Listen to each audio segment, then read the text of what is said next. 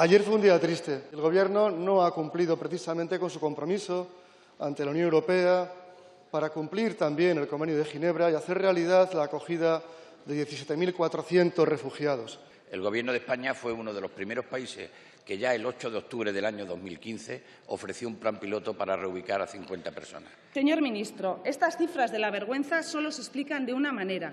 No han tenido voluntad real de cumplir. Nunca la han tenido.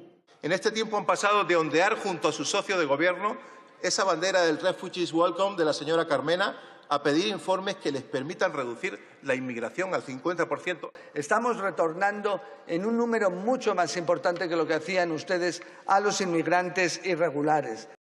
Tenemos que apostar por una inmigración legal, no podemos dar papeles a todas las personas que, por supuesto, el efecto huida de la miseria, de la pobreza, de la guerra o de las persecuciones, pues quisieran venir a vivir con nosotros, pero esto es lo que hay.